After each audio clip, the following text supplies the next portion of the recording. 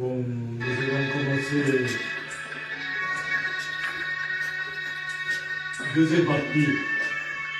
Et je profite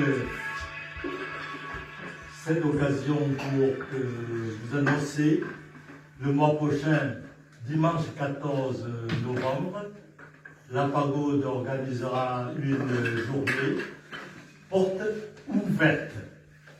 Il y aura l'exposition des photos par un photographe vietnamien. Il a beaucoup de photos de l'Asie, surtout les photos du Vietnam.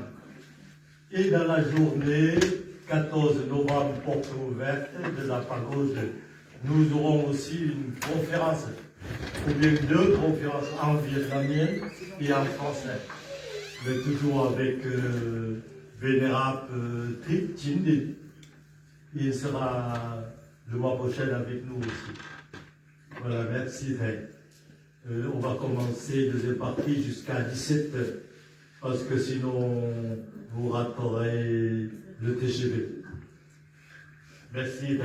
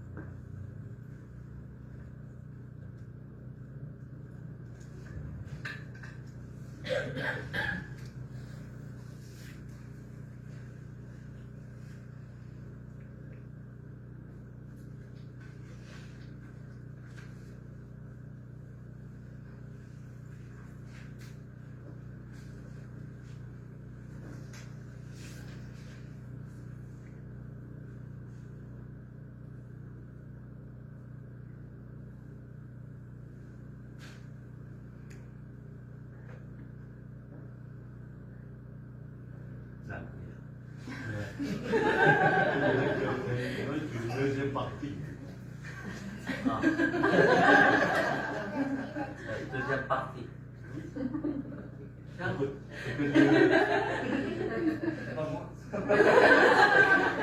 Peut-être le café. Le café de la Pagode. La deuxième partie. Je sais, c'est après la première partie. Et après, je propose qu'à ce moment-là, on peut avoir un échange questions-réponses, éventuellement. Si moi j'ai déjà une question, après ça, des questions, j'aurai toujours des questions. Et voilà. Donc, quand on parle de la conscience en méditation, j'ai commencé un peu à lire des petites choses. Et je disais que quand on va prendre conscience de chaque geste, chaque chose qu'on fait dans la journée, ne serait-ce que la conscience de manger, prendre le temps et de s'imaginer en train de respirer comme tout à l'heure ou de manger de chaque chose et pour petit à petit évader son esprit pour se concentrer sur le geste de l'instant présent.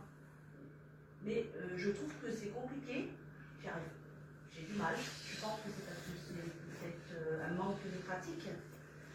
Mais mon esprit est toujours perturbé par les événements de la journée, les événements qui traversent notre esprit.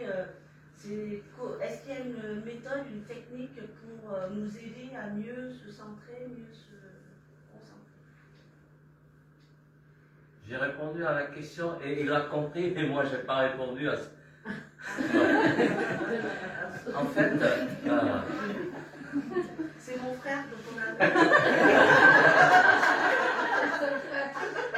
Pour répondre, parce qu'il a compris, il a sauté de joie, donc il a sûrement compris quelque chose de plus profond. Parce que, en fait, la première partie, ce qui est important pour moi, c'est que c'est pas ce que je parle bien, ça c'est moins important, mais qu'est-ce qui a soulevé en vous, qu'est-ce qui a touché en vous, et ça c'est important.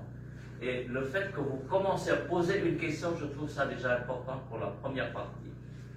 Et ça continue dans la deuxième question avec cette dynamique de ce qu'on appelle la formation mentale que vous êtes en train de développer, d'accélérer. Et ça c'est très important. Et ne prenez ce qui est bon pour vous, ce qui vous permet de toucher vous-même à l'intérieur et le développer. Après, quels sont les menus, les recettes au niveau de ça? Il y a une grande différence entre les enseignements de Bouddha et le bouddhisme. Les enseignements de Bouddha, c'est que j'ai essayé toujours de comprendre ce que Bouddha pense. C'est de solliciter en vous une réponse de votre part. Il n'a jamais donné de réponse. C'est parce que c'est une méthode permettant de vous amener quelque chose de l'intérieur. Et tout à l'heure, j'avais parlé un peu de ce qu'on appelle les différents types de connaissances. Et ça, c'est important. Parce que, par exemple, on apprend souvent, et votre question, vous attendez une réponse téléchargée. C'est rassurant. Mais il n'y a pas que ça dans des réunions comme ça. Dans des réunions comme ça, il y a téléchargé et comparative. Connaissance comparative, on compare si c'est notre idée, etc. Pour ça, j'ai demandé qu'il a donné la réponse. Mais il y a d'autres connaissances qui est la connaissance empathique. Et tout d'un coup, quand j'ai parlé, et que ça sollicite en vous, et que vous avez quelque chose, vous avez compris quelque chose. C'est ce qu'on appelle la connaissance empathique. Et la connaissance générative, tiens, vous avez dit, tiens, on a vécu ce phénomène-là ailleurs, et on n'est pas conscient, et on ramène à méditer d'ici, ça génère les connaissances qui amènent cette connaissance et développée. Et les connaissances empathiques, le plus grand obstacle de la connaissance empathique, c'est le jugement. Là, vous êtes ouvert. Donc, vous commencez à développer cette connaissance empathique. Et la connaissance générative, le plus grand obstacle, c'est la peur. On est bon dans ça, on a peur de générer dans d'autres choses, parce qu'on a perdu notre positionnement, on a peur, et on n'ose pas. Là, vous générez votre connaissance dans d'autres domaines, dans tel domaine, par votre propre expérience approfondie. Après, une fois que vous avez soulevé cette question-là, vous allez trouver quelque chose d'extraordinaire. J'ai donné un exemple qui est très simple. Il y a 3 ans avant le Covid, 4 ans, à l'université d'Artois dans l'île, il m'a demandé est-ce que vous pouvez nous donner une méthode de méditation? J'ai dit oui. Et puis après, je suis parti à l'étranger.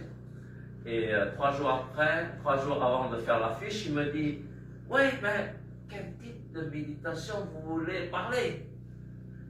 Alors j'ai dit, la méditation qui vous convient le mieux. Et après, ils ont affiché la méditation qui nous convient le mieux. Donc, je ne sais pas si c'est mon idée ou c'est l'idée des autres. Et arrivé, j'ai vu l'affiche, et puis je suis venu, et je ne sais pas quoi enseigner. Une sorte de méditation de la conscience, en fait. Et donc, j'arrive à la porte de l'amphi, j'attendais qu'une vingtaine d'étudiants jeunes, 18-20 ans, je suis rentré, il y a à peu près une vingtaine d'étudiants, il y a 200 personnes âgées parce que c'est leur parcours pour visiter l'université et d'ouvrir les choses. Donc, qu'est-ce que j'enseigne? J'enseigne tout simplement d'être conscient. Et finalement, c'est eux qui parlent, mais j'ai parlé de la conscience, comment être conscient de l'enchargage, etc. Et après, ils ont dit, on a compris. Et c'est moi qui n'arrive pas à comprendre comment ils ont compris tout cela. Voilà. Et moi, je pense qu'il est important, quand vous avez soulevé ça, c'est que vous avez commencé à trouver et à absorber, même si c'est des connaissances downloading, vous allez trouver quelque chose de très profond à l'intérieur. Et c'est le vôtre, la méditation. Et c'est votre manière de trouver à travers votre expérience. Et déjà, quand vous soulevez ça, c'est extrêmement important. Il y a ici la méditation Tamassa Vipassana, et ici, qui est enseignée par votre association, mais la pleine conscience, pardon. Et c'est une méthode. C'est une méthode. Après, vous trouvez d'autres méthodes. Moi, tout à l'heure, quand j'avais parlé de ça, c'est que de l'inspiration à l'expiration, c'est la base de toutes les méthodes. Et après, vous développez vous-même en fonction de ça. Après, guidé par les maîtres, guidé par les gens qui vous entourent et que vous trouvez la sienne. Mais, très rapidement, vous retrouverez. Voilà un peu la réponse qui vous fait poser encore un peu de questions sur vous. C'est ça le plus dur. J'en suis qu'au début.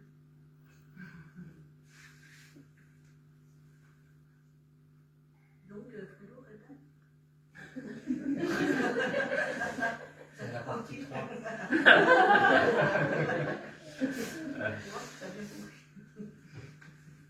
Tout à l'heure, du coup, on a écouté et parlé donc, de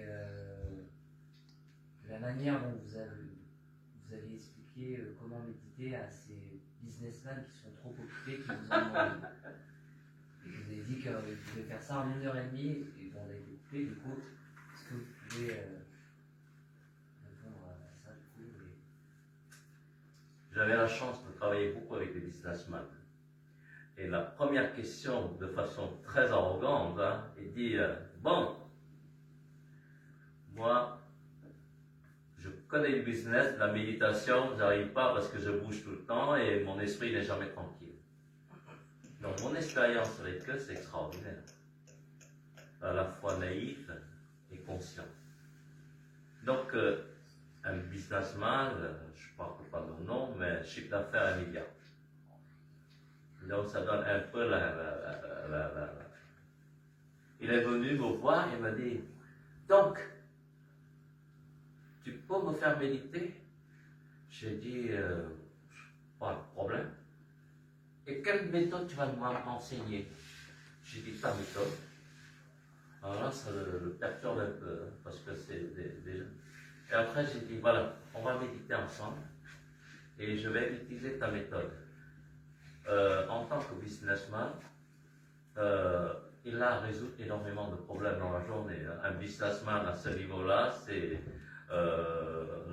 depuis le matin, 9h jusqu'à 18h ou 19h, il ne fait que résoudre le problème, il ne travaille pas. C'est à partir de 19h et 19h du soir, après un coup, il commence à réfléchir sur ce qu'il faut. Oh bien. Ça tenait là, cela. Alors, j'ai dit, bon, on va commencer comme ça. On va méditer sur quelque chose. Ça va? Maintenant, tu sais, tu as l'habitude, tu es passionné pour et ça. tu essayes de méditer sur le problème. Là-dessus, automatiquement, il pense à ses problèmes dans sa tête. Après, Oh, ça j'ai tombe bien. demandé, est-ce que tu peux choisir deux plus grands problèmes que tu as? Donc, il médite 5 10 minutes et il choisit, parce que ce sont des gens, des décideurs, des gens qui ont l'habitude de choisir. Après, dans ces deux problèmes-là, j'ai dit, maintenant, essayez de choisir le problème le plus important pour toi. Ben, il calcule en fonction de le pour et le contre de tous ces problèmes tout autour et il dit, ça y est, c'est encore 10 minutes. Et après, je lui dis, maintenant, sur ce problème, vois toutes les possibilités qui peuvent entourer ce problème. Donc, il a l'habitude. Il le fait, mais il concentre dessus. Et j'attends 10 minutes. Quand il commence à bouger, ça veut dire qu'il dit, après c'est quoi, hein? Donc, j'attends. Et je dis maintenant, ce problème-là, avec tout ce qui est autour, tu vas élever ce problème à un autre niveau que ces problèmes-là, pas seulement dans ton entreprise, mais c'est dans toutes les entreprises que tu travailles, c'est le même problème. Donc, il élève le problème à un niveau où il n'y a pas que lui dedans. Il n'est pas attaché à son moi, à son ego, etc. Élevé à ce problème-là. Maintenant, à ce niveau de problème, comment tu peux trouver la solution de ces problèmes-là qui n'est plus à toi? Là, ça vient assez longtemps, 15 minutes, et il remonte à un niveau de problème, de solution qu'il a l'habitude de gérer, mais il n'est plus dedans. Et je lui demande, maintenant, parmi ces solutions, quelle est la plus importante et la plus efficace? Comme il n'est pas dedans, il trouve la solution la plus efficace. Et j'ai dit, mémoriser le terme karma ou mémoire, etc., c'est tout un processus, mais c'est identique. Les bouddhistes appellent karma, les scientifiques, les physiologistes ou les philosophes ou les psychologues appellent mémoire. Il va mémoriser cette solution très haut, qui est une solution dans un calme qui n'est pas affecté à lui, et qu'il est en train de voir les solutions de là. Et après, je demande, est-ce que tu peux mémoriser d'une façon concentrée et avec une puissance de ce que tu peux voir? Il a fait cela et il restait concentré dessus. Il est sorti avec, après j'ai dit maintenant, mémoriser cette solution et amène vers quelque chose de pragmatique. 1h30 de méditation du premier coup. Après, il est sorti, il dit, je lui ai demandé, tu sais combien de temps tu as travaillé, médité, contemplé sur ça? Et je ne sais pas. Qu'est-ce qui s'est passé? Donc, il a médité à peu près 1h30 la première fois qu'il a, parce qu'ils ont travaillé beaucoup avant, et là, il est sorti la solution. Et donc, il vient l'appliquer, cette solution, qui était une solution de prise dans un moment donné, à un état de conscience donné. Voilà une sorte de méditation pour les gens. Parce que la plus grande difficulté de méditer, c'est de trouver l'envie, de trouver quelque chose qui nous permette de faire. Avec des écoles, des maîtres, on a une discipline pour pouvoir le faire tel jour, telle chose.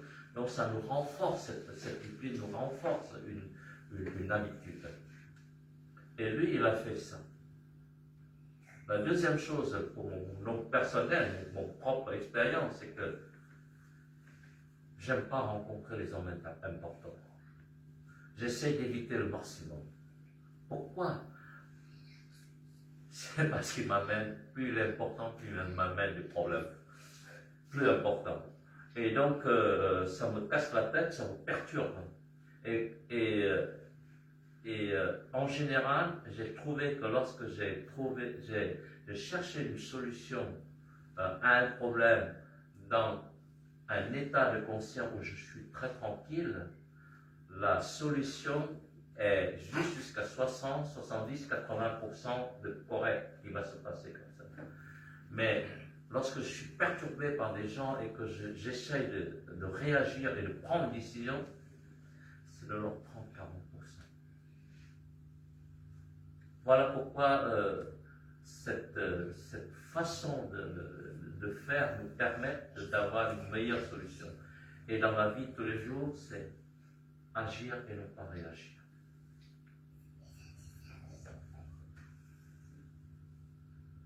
Je pense.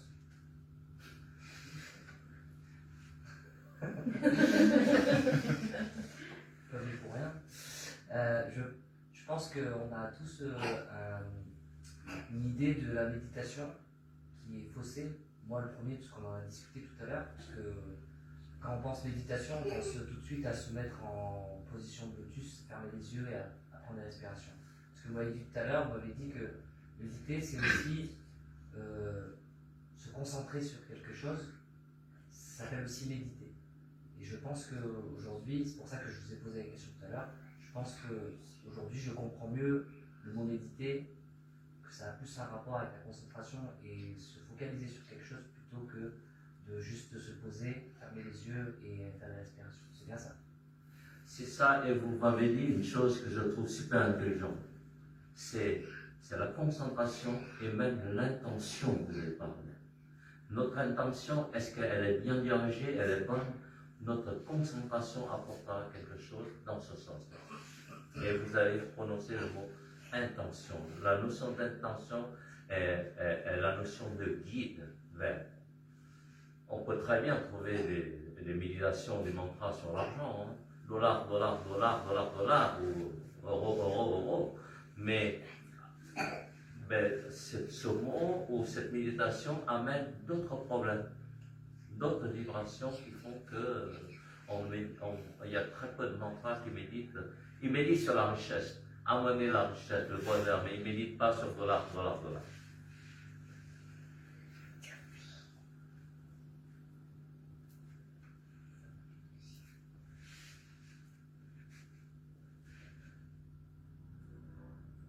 J'ai remarqué que... J'écoute votre réponse.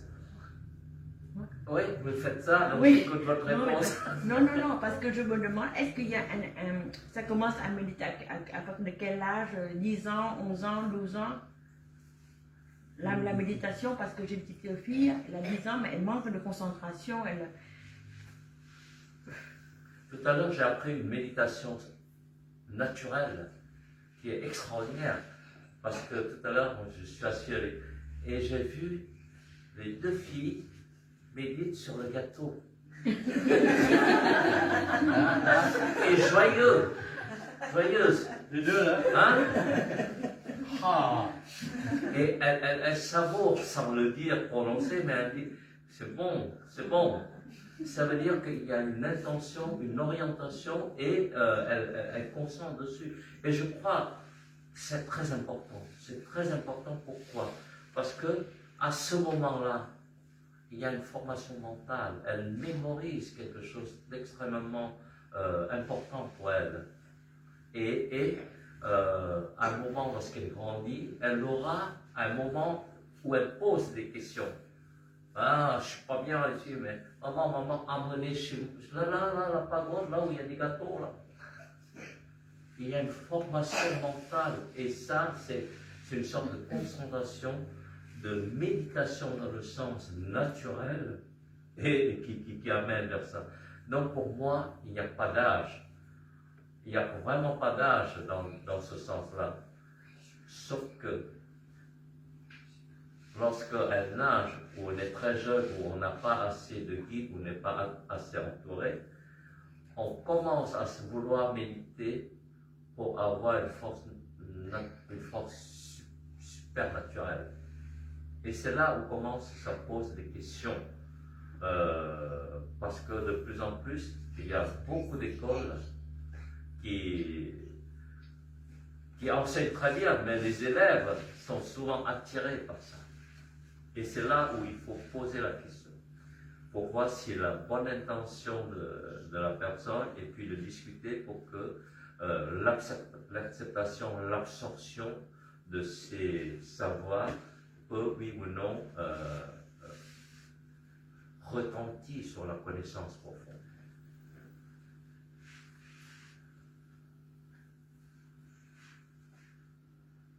Elles sont d'accord, hein? N'est-ce pas? Voilà. Et Bernard, le vénérable Bernard, c'est le responsable du groupe, sans tenir méditation dans l'harmonie. Et Bernard, tu as des questions? Non, pour l'instant, pas. Je voulais demander pour revenir aux quatre nobles vérités. Quand on parle de la souffrance, on souffre, on doit l'accepter. À partir du moment où on l'accepte et on en recherche la cause, vous pensez qu'à partir de ce moment-là, on commence à guérir de cette souffrance ou parce qu'il y a les quatre étapes, les quatre vérités, ce cheminement qui fait qu'on va arriver entre guillemets à guérir. C'est ça, c'est l'accepter, trouver la cause. On commence à avoir un bon cheminement pour nous. Parce que souvent, quand on a un problème, on cherche l'extérieur. Et c'est bien, parce que c'est un peu la pommade sur la blessure, mais ça ne guérit pas complètement. Alors que quand on va en profondeur de ça, on bénéficie de plusieurs choses. On bénéficie, c'est qu'on a maîtrisé la souffrance, où on arrive à la notion que le Bouddha appelle la cessation de la souffrance. Et quand il n'y a plus, il n'y a plus. Parce que l'autre côté, souvent, c'est on médite et on a en quelque sorte une oppression sur soi. Et ça ne guérit pas. À un moment donné, ça pousse vers ce qu'on appelle la recherche des forces supernaturelles. Et c'est là où on dévie un peu vers d'autres choses. Donc, n'hésitez pas à travailler. Moi, je pense que Bouddha a beaucoup réfléchi réellement pour nous amener sur la bonne voie. Et c'est pour ça que les quatre vérités, c'est vraiment intéressant. Et on travaille tous les jours, tout le temps. Moi, je ne cesse jamais de travailler dessus. Et chaque question que je ne comprends pas, je retravaille encore à nouveau dessus pour savoir où est-ce que les choses se situent. Parce que le vrai problème pour répondre à des questions, c'est comment je me positionne pour répondre. Si je me positionne en tant que guérisseur, je l'avais fait pendant des dizaines d'années, mais je pense que c'est pas ce que le Bouddha enseigne. Et si je me positionne en tant que quelqu'un qui qui essaye de comprendre, qui essaye de trouver les choses et qui aide les gens à retrouver la même chose à l'intérieur de ces enseignements de Bouddha, je crois que c'est la meilleure solution. Et parfois, c'est plus vite qu'on le pense. Parce qu'on va directement vers une voie qui est la libération, la cessation. Alors que parfois, je vais dire ici, nous, on bricole. Hein. On bricole et on a ce qu'on appelle un peu une fausse identité de notre intelligence.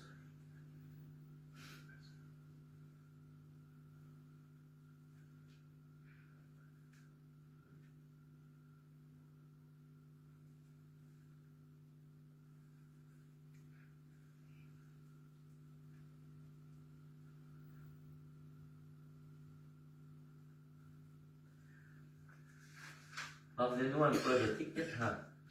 Comment il va? Il est toujours à Huế. Il est toujours À Huế. Ah oui, oui, oui. Ah,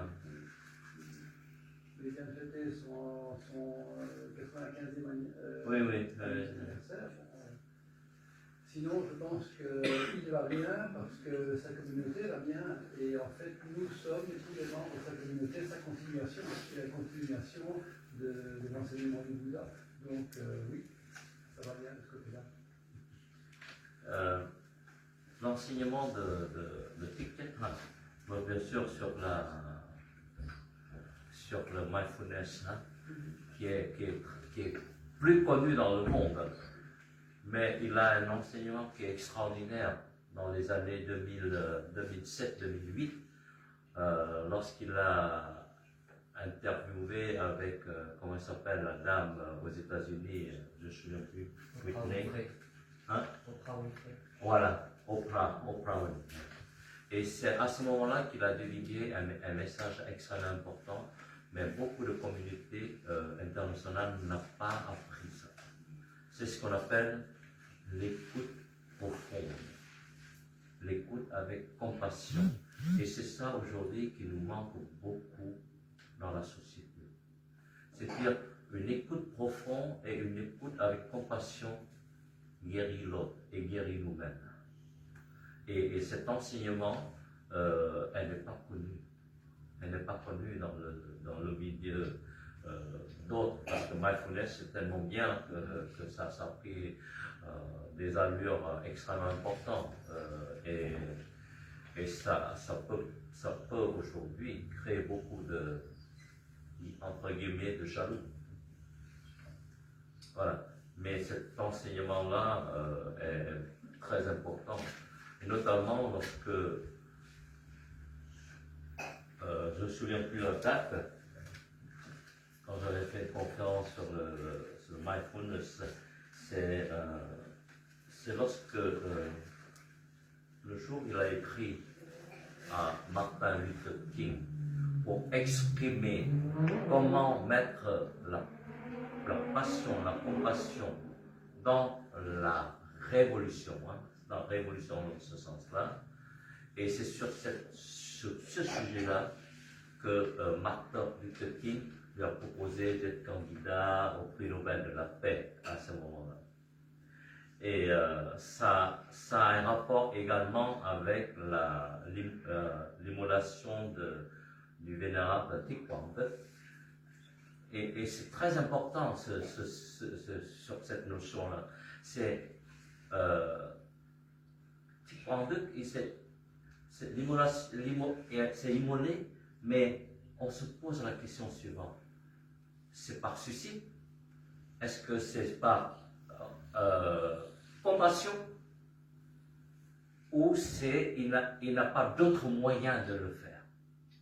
Et l'analyse réelle de ce qui s'est passé avant, c'est par compassion. Et dans cette compassion-là, ça a changé beaucoup de choses. C'est comme Gandhi, quand j'avais travaillé sur la non-violence, hein, la révolution par la non-violence. Gandhi, c'est la même chose. C'est par compassion qu'il se passe. Il ne faut pas utiliser le terme sacrifier. Hein. Il a laissé des choses par compassion. C'est comme par exemple Jésus qui porte la croix, c'est par compassion. Donc c'est des phénomènes qui touchent les gens. Et c'est par compassion qu'on développe des actions qui dépassent un peu notre l'impact sur les futures générations. Voilà un peu ce que qui est extrêmement important. Donc, pour les jeunes, je crois, lorsqu'on dit le loup blanc, le loup noir, c'est pour dire, les gens peuvent dire, ah, mais ça c'est le bien et le mal. Il n'y a pas que ça. C'est le bien et le mal peuvent évoluer aussi dans le temps. Et le bien, mais ce qui est important, c'est avec quelle intention on nourrit au moment où on est en train d'évoluer. Et les Américains disent what you focus on grows. C'est-à-dire ce qu'on focalise, on a l'intention de le faire, ça augmente, ça croît en nous. Et c'est extrêmement important d'avoir l'image de loup blanc, du loup noir, mais pas dans le sens jugement, dans le sens qu'est-ce qu'il faut faire pour nourrir notre esprit, pour nourrir notre esprit en dynamique, pour nourrir notre mémoire, notre formation mentale.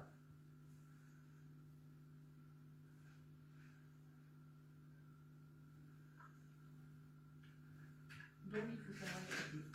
Pardon? Donc il faut savoir écouter et être Exact. compatissant. Exact.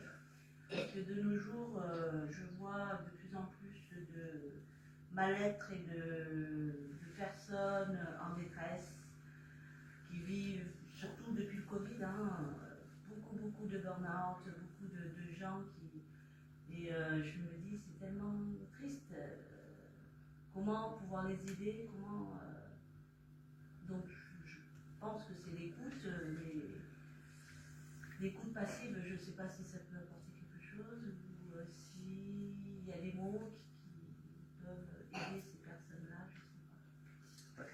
C'est pour ça qu'en début de l'après-midi, j'ai parlé qu'il y a deux types de populations.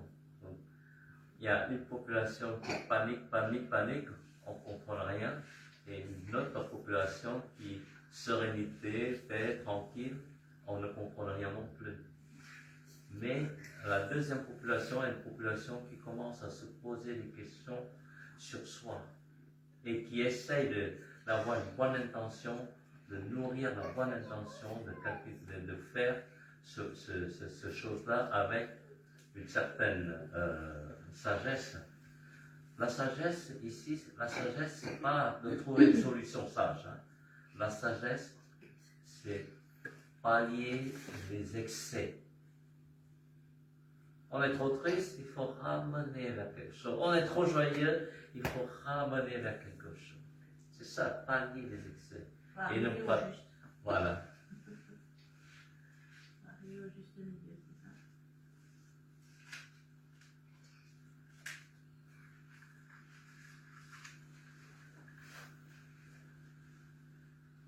Donc je vous laisse quelque chose concernant le savoir et la connaissance. Ça me permet de méditer un peu dessus. Merci. Et vous en avez des documents pour que les 4 autres vérités? Ils sont, je trouve qu'ils sont parmi vous tous déjà, je n'ai pas le mien. Non, mais ceux qui étaient venus en retard. Ah, bon. Par exemple, Gilbert. Concernant les vérités, il y a partout. Hein. Même le bouquin tout à l'heure qui a été distribué, il y a dedans les 4 vérités. Et donc, c'est partout. Mais l'essentiel aujourd'hui, c'est de voir les 4 vérités des êtres nobles et que vous êtes en train de faire ça. C'est ça l'essentiel. Mais je peux vous donner, mais je ne sais pas si c'est bon. Oui, c'est que vous avez choisi aujourd'hui. Moi, j'ai que des petites notes. Je n'ai pas de texte sur les notes de vérité. Parce que j'ai dit, si j'ai le texte, je vais garder tout seul, je vais le dire dessus, je ne vais rien communiquer avec les autres, etc. Parce que l'importance, parfois, il y a des choses tellement importantes que si on pense qu'on a créé quelque chose, ben, la communication passe mal. Et je me souviens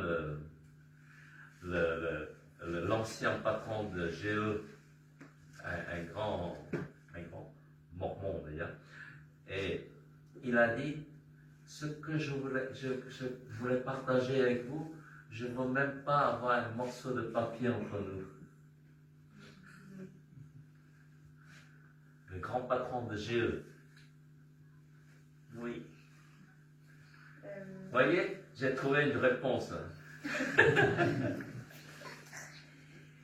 j'ai une question, mais de curiosité.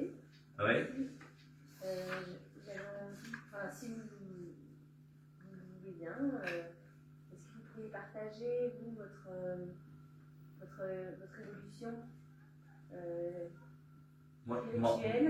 Ma révolution ou mon évolution? Évolution spirituelle, même par des anecdotes de votre vécu. Vous avez vraiment... il y a des choses qui ont changé en vous ou comment vous vous sentez en permanence? Est-ce que vous arrivez à être beaucoup plus tranquille longtemps par rapport à avant? Est-ce que vous avez encore besoin de méditer assis tous les jours? Enfin, voilà. C'est un chemin. C'est un chemin au fur et à mesure. Et puis ça monte, ça descend, mais l'essentiel c'est que vous vous sentez bien. C'est un travail continu. Moi, je ne sais pas ce qui m'arrive. Je ne suis pas destiné à être moine. N'est-ce pas? Je ne suis pas destiné à être spirituel non plus. Je sais que j'ai fréquenté les pagodes à l'âge de 4 ans. C'est parce que la pagode de Simone, Oui. c'est le seul endroit où il y a un grand terrain. On peut venir faire des foot. Et comme elle, les moines, ils sont gentils, ils nous donnent des gâteaux, des bonbons. Et c'est comme ça qu'on vient à la pagode tous les jours. Bon, à la fois pour pouvoir jouer et avoir des bonbons.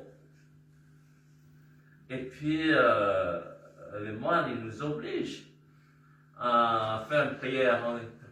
Bon, après, une fois qu'on a le bonbon, il y a adieu prière. Mais ça imprègne quelque chose. Et puis, la vie nous amène tellement de choses inconnues.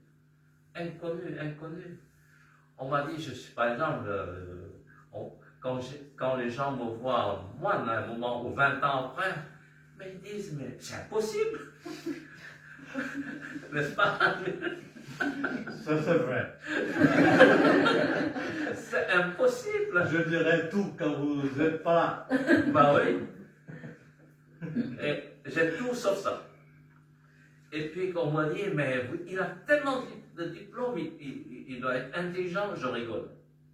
Parce que je pense vraiment je ne mérite pas. Pourquoi je dis je ne mérite pas? Pour tout vous avouer, quand je suis arrivé en France, j'ai doublé la première année, j'ai doublé la deuxième année, la troisième année, j'ai passé par hasard, et la quatrième année, j'ai redoublé. Donc c'est maintenant qu'on appelle Master 2, où on commence à faire la recherche, et tout d'un coup, j'ai envie de faire la recherche.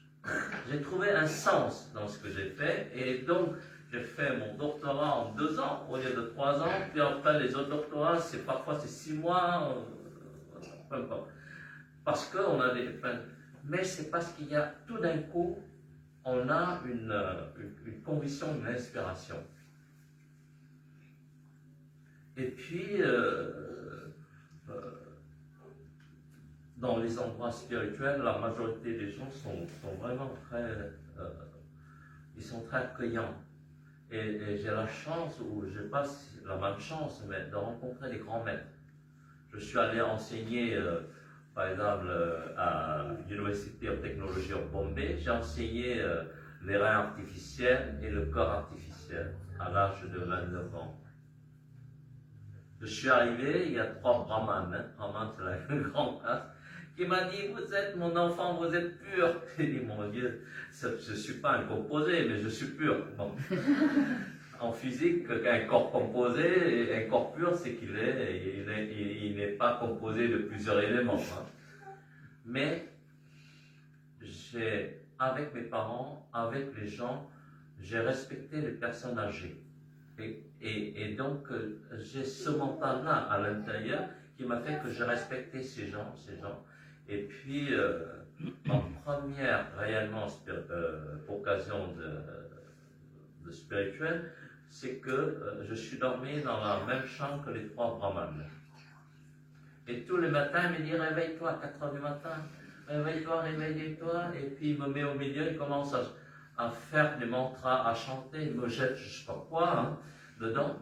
Et je suis fatigué, je dors.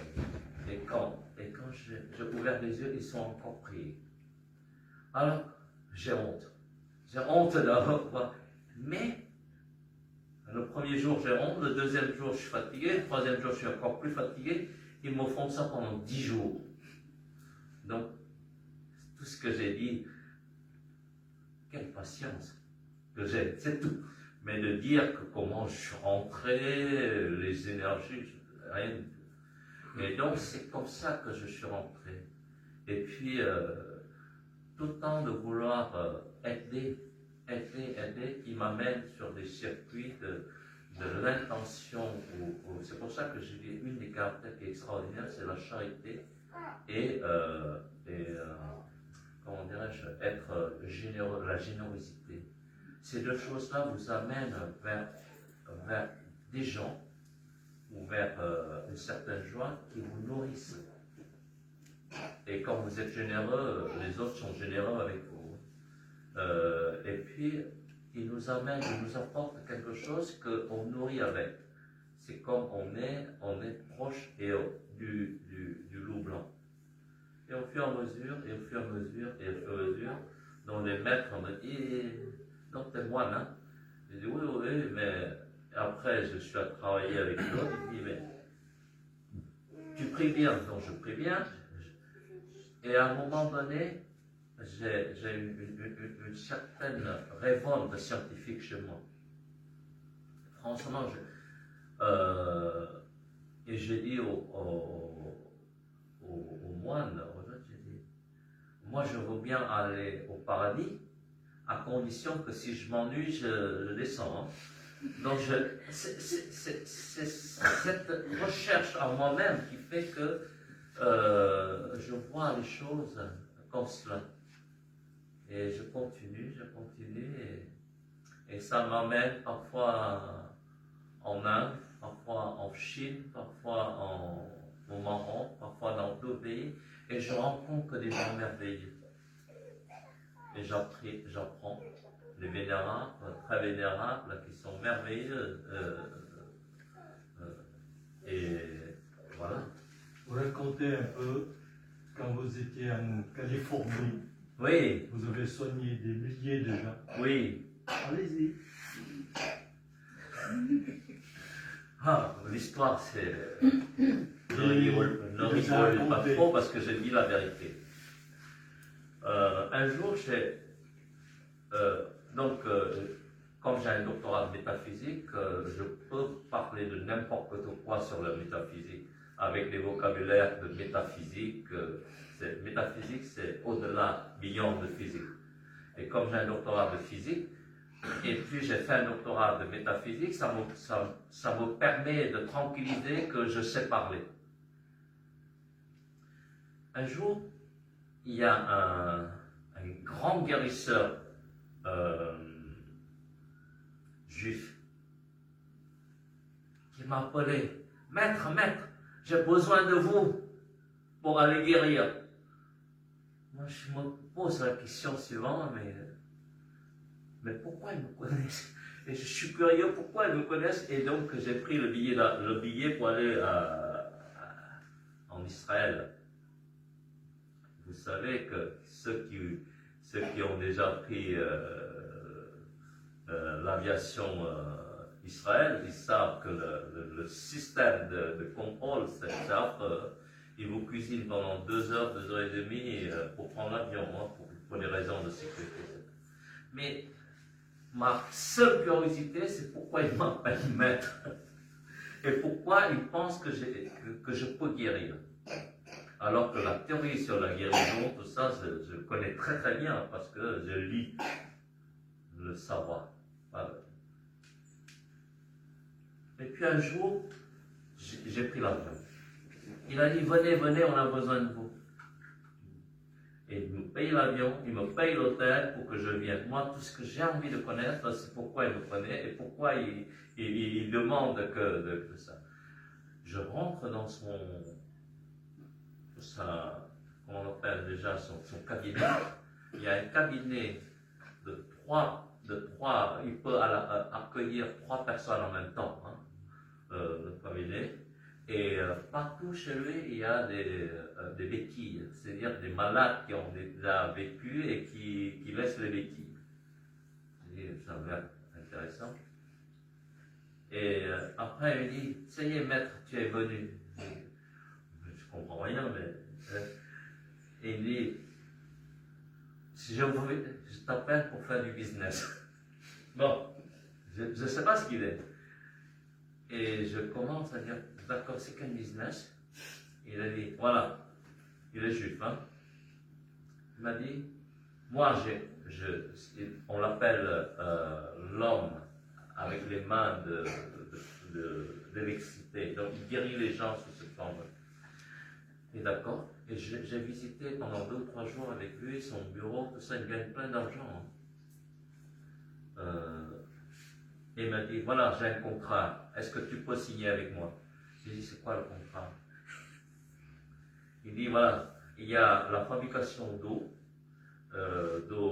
pour boire, et ça sort en comment ça s'appelle ça, en vrac, et nous, on reste à côté, on donne l'énergie sur ces bouteilles, et on prend 2 à 3 centimes par bouteille en plus. Et voilà, c'est bizarre ça. Je crois, mais en tant qu'être humain, je ne crois pas que j'ai envie de faire ça. Mais il m'a appris. Il m'a appris comment faire du business. Et j'ai peur, après j'ai peur. Parce que son argent qu'il avait fait, il dépense d'une façon extraordinaire. Il gagne de façon très vite, mais il dépense de façon extraordinaire. Et bon, j'ai dit, bon, ce contrat-là, je ne crois pas. Mais il dit, mais c'est pas grave. Moi, je vais faire des conférences et toi, comme tu es scientifique, tu vas expliquer. Et moi, je fais les conférences. Il appelle des journalistes, c'était à Hawaï. Il appelle des journalistes, plein de choses pour venir guérir. Donc, il y a des familles, des gens qui viennent guérir celui, il organise pour 3 jours pour guérir des personnes. Et le premier jour, j'étais avec lui, donc j'explique beaucoup de choses avant, et le jour où il faut traiter les gens. Et il y a plein de monde, parfois il y a 2 générations, la fille, la mère, la grand-mère qui viennent, parfois en fauteuil roulant, etc., etc. Et le jour arrivé, il m'a dit, tu t'occupes parce que je suis amoureux. Et il s'est barré. Et moi, j'ai en face de moi plein de gens, j'ai vu des mères, des grands-mères, et qu'est-ce que j'ai fait? Et lui, il s'est barré juste parce qu'il est amoureux. J'ai dit, et tout d'un coup, de l'intérieur, quelque chose surgit très rapidement, comme si ça touchait en profondeur de quelque chose d'amour. Et j'ai dit, bon, on va faire doucement, doucement, doucement. Et tous que les gens que j'ai guéris, ils sont tous partis, parfois avec des et je ne sais pas comment prendre. Et je ne sais pas même pas prendre l'argent. On demande combien ça coûte, combien. J'en sais rien. Tout ce que je sais, c'est que les gens partent et guérir et tous. Pendant 3 jours, j'ai guéri tous les gens. Sans savoir réellement pourquoi et à quel prix. Tout simplement, c'est de dire au service de quelque chose qui est là. Et à ce moment-là, j'ai commencé à guérir ça. C'est un miracle. Et dans ce que je cherche, c'est pourquoi j'ai ces connaissances-là. C'est les connaissances que je n'ai pas apprises dans cette vie en tout cas. Et donc, avec ces connaissances, je suis allé chercher Berkeley, Harvard, les biologistes, ceux qui travaillent sur la mécanique quantique avant, parce que ça me permet un peu de me tranquilliser de l'intérieur. Et c'est comme ça que je suis allé chercher, demander les grands patrons, mérisseurs, biologie moléculaire, professeurs de mécanique quantique, etc., pour trouver une solution. Et jusqu'à aujourd'hui, je cherche toujours qu'est-ce que j'ai à l'intérieur. Et c'est comme ça que j'ai avancé. Et ce que je rencontre sur mon chemin, j'essaie toujours de faire comme si les maîtres ils m'ont donné. Et je continue.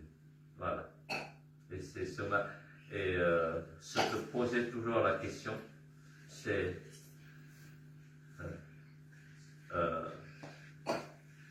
qui je suis et que suis-je. C'est-à-dire, avant d'arriver ici, qui je suis et dans le futur ou aujourd'hui, qui suis-je. C'est-à-dire, voilà, et donc j'ai continué à développer, et la rencontre des personnes, la rencontre des événements, le frottement des étincelles de connaissances me font que j'avance tous les jours. Et c'est tout. C'est pour ça que notre vérité, je n'ai pas écrit. Il est 17h. Bon, Vénérable, on vous attend le 14 novembre.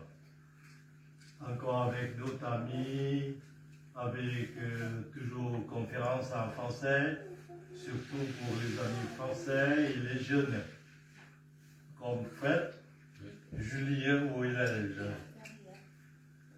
et les autres dans la famille. Et on attend d'autres jeunes aussi. Et avec les amis, surtout Sangha de Titniran. J'espère que vous serez là plus nombreux. J'espère aussi. Voilà. Je suis un peu déçu que nous soyons que On deux. est, Super. on est toujours dans la même maison du Bouddha. Hein? Je voulais préciser que je ne suis pas responsable du groupe. Il n'y a pas de responsable et que voilà, bon, on gère ça ensemble. Mais souvent, je te contacte. Voilà. Il y a la générosité. Il n'y a pas plus de la responsable. Le sujet, Anne bien. Oui. le sujet du 14 novembre, c'est... Oui. c'est quoi Donc nous aurons une journée porte ouverte de la pagode.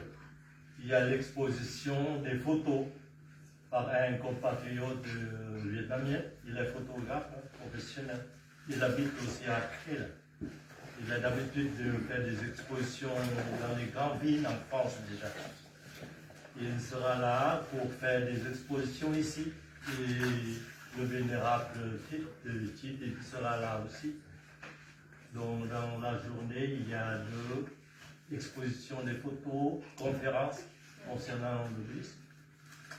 Vous serez là. Je voulais savoir Le sujet, en fait. le sujet de la conférence. Déjà. Donc il verra. Jusqu'à présent, je ne connais rien. Moi, je propose et vous suggérez, et vous venez à la conférence, et je serai merveilleusement un élève qui écoute et Donc pour clore cet après-midi, je vous raconte des choses rapidement.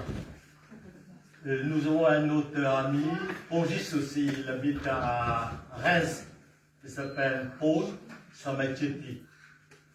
C'est un collègue dans la même équipe. J'ai dit, bon, Chikwe, c'est la femme de Anton Chikwe. Vous savez, maintenant, comment la Chan, maintenant il devient un vénérable célèbre dans le monde. Et Chikwe, hein, il a dit, c'est vrai, viens. C'est impossible. C'est vrai, bien. Est-ce qu'il l'a changé beaucoup? Ben, j'ai dit, oui, un peu. Voilà. Merci beaucoup. Et je suis Merci vraiment, bien à vous tous. Mais c'est difficile de parler avec Vénérable Chidil. Avant, je l'appelle souvent Chan, Chan, Chan. Et maintenant, il faut dire Ya, Ya, Hey, Hey.